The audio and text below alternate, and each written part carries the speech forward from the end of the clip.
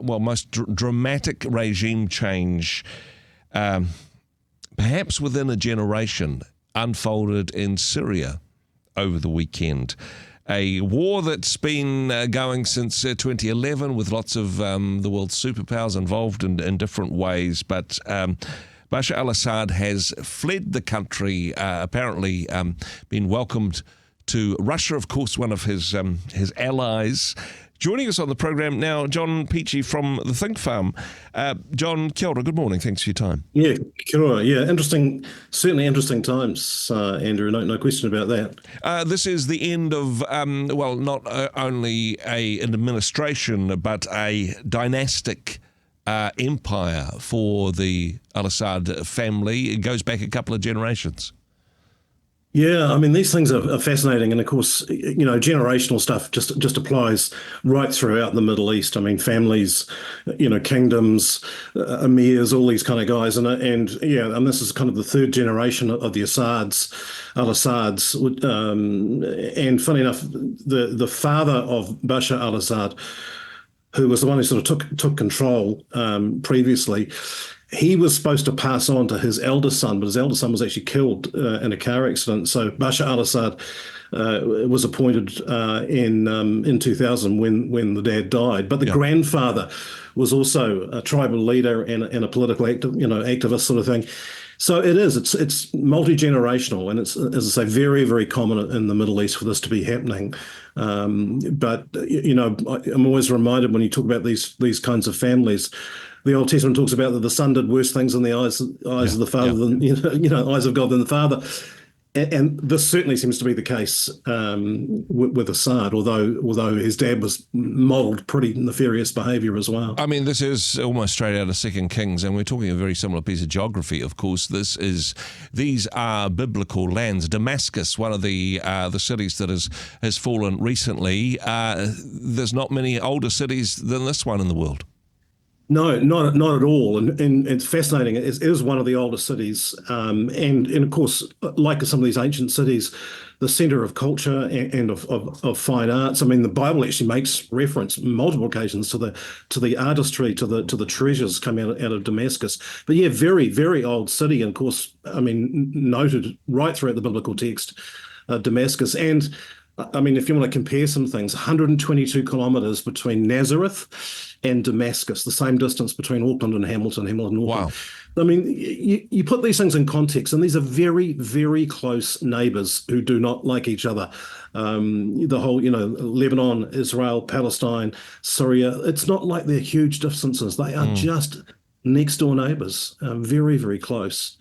From a geopolitical level, lots of players in this one, and as I mentioned, it's been going since 2011, and there's been too much to cover. But actually, with the US involvement supporting the Kurdish rebels, Al-Qaeda's been involved with this one. There was a caliphate at some stage. Russia has been backing the Assad regime, and of course that's where he's ended up now. Iran, Hezbollah, Israel, gosh, it's been a hotbed of just about everybody wanting a slice of this one. Oh, yeah, absolutely. And you go back to the end of the Second World War, and the French took authority over what we know as Syria. So, but it's interesting. I mean, you talk about the Kurdish people. I mean, the Kurds don't, Kurdistan is not a real place, and I don't mean that insolently. I mean, it's certainly a real place if you're a Kurd, but I mean, it's parts of Iran, parts of Iraq, parts of Syria. I mean, the Kurdish people have been there for, goodness knows how long, and the Kurds are a different bunch again. I mean, they're tough fighters. I mean, I have a family member who's involved in a international aid agency, and he talks about the Kurds, that ISIS wouldn't come near the Kurds because the Kurds will fight to the last man standing. Wow. They're a bit like the Afghan fighters. I mean, fighting is in their blood, and they're fighting for a homeland. So you're right, but this new guy who's marched into the presidential palace, I mean, and that alone in a country which is absolutely starving and decimated. I think it's Abu Muhammad al-Jilani, has had former Al-Qaeda, and ISIS kind of ties. Mm-hmm. He became a bit more of a moderate, if there's such a thing in that area, and so he's now going to try and form some sort of government quickly, we hope, so the people have some sense of security, because while they have regime change, they certainly don't have security at the moment. Yeah, and lots of questions being asked about, hey, Assad, at least we knew who he was. Comparisons, very easy to make comparisons with what happened in Iraq a few years back. Saddam Hussein was called a despot, but in some ways he held the country together. Well, the country hasn't been together for a decade or more. But actually, is it possible that the new regime may be even worse than the one that they've just evicted?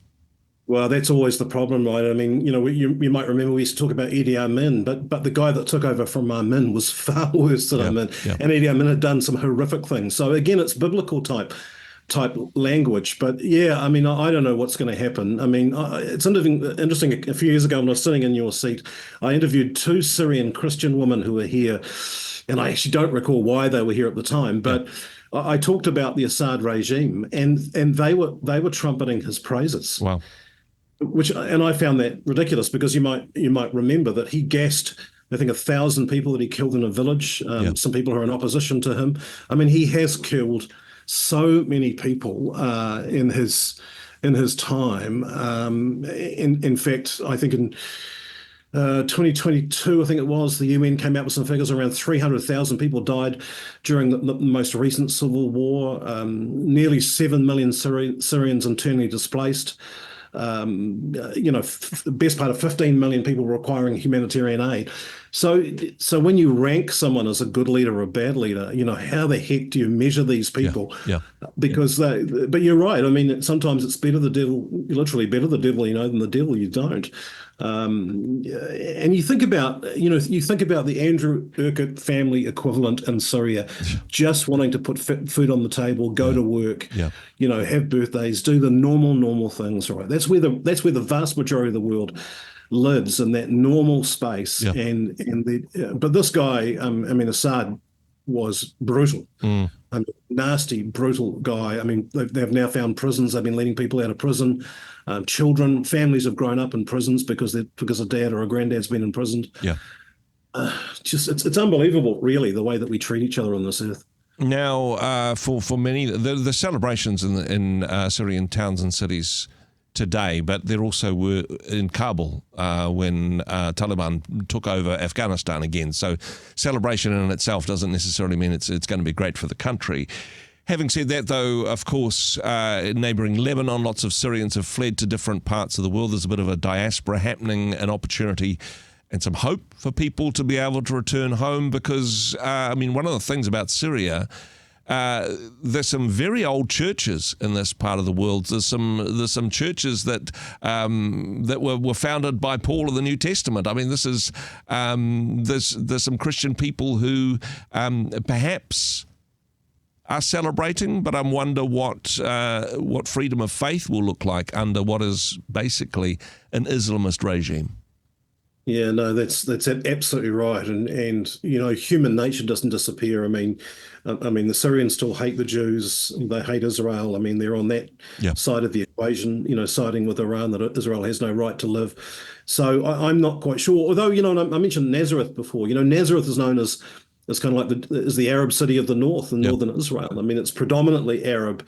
I think it's like 70% Arab, 30% Christian. So just kind of fascinating, the whole thing. And I did want to mention too that, we talk about stability and new regime change, but I mean, this guy, al-Jilani, his guys went in and ransacked the Bank of Syria, right? The Central Bank of Syria. Yep. So they were dipping their hands in the till. But I think you also have to remember, and I think it's something you alluded to, is that some of these regime changes, if you think about China, if you think about North Korea, when people are clapping politely and celebrating, they're doing that to save their own backside, right? They're not doing it because it's a celebratory thing.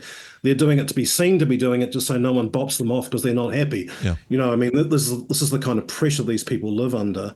So it's going to be interesting to see whether there's freedom of religion, but I can't see it. I mean, this guy is an al-Qaeda, ISIS links leader. And of course, the odd thing is the Americans are still fighting and are making targeted attacks on ISIS bases in eastern or western, I can't remember, east or western Syria anyway. I mean, the Americans are still fighting. So, I mean, there's no clarity really of the whole thing. And hey, also in amongst the geopolitics, a bit of a blow for Iran and Russia, both backers of the Assad regime. Just briefly on this one, John, because you and I could probably talk all day on this, but what do you think we should pray for? How should we respond as Christians in New Zealand, for Christians in Syria in the weeks before Christmas? Well, and it's a good point. I mean, there are Christians in Syria. There are people who are dedicated believers of the gospel of Jesus Christ in that country. And I think we pray for protection, for wisdom. If anything, we're asked to pray for the leaders of these nations. And I think we find that difficult when the leaders are dedicated to other gods, to other testimonies, But I think we have to keep praying for them that God's Spirit would be revealed, that maybe the realization I've now taken over a country for this guy, al-Jilani, maybe that would sit heavily on his shoulders and his heart would respond. So I think we just keep praying for the leaders of nations that they would see sense. We need to pray for the Iranian leaders. We need to pray, which sounds really odd, right? Yeah. We need to pray for Putin, that he would have a revelation of who God is. I mean, let's just keep praying that stuff, right? Putting in context and putting an A in front of it, when Syria was Assyria, I mean, God worked through Sennacherib. These were the enemy. These were the Nazis of the day. These were the most evil people you could imagine. Absolutely. God worked through them. God sent a reluctant prophet to Nineveh, and everybody repented. So God's doing business and always has done business in this part of the world. So let's keep that in mind as well. Hey, John, totally right. Appreciate your wisdom and insight as always. Thanks so much for joining us today. Thanks, Andrew. Go well. Hey, thanks very much for joining us in the Rhema studio. Thanks very much for watching the interview. It's kind of nice to have an audience, actually. And if you did like what you watched, then do give us a like, do give us the thumbs up. And if you'd like to see more interviews like that one, or perhaps even better, subscribe and those interviews will come straight to you. Don't forget to turn on your notifications, and we'll see you in the next one. Cheers.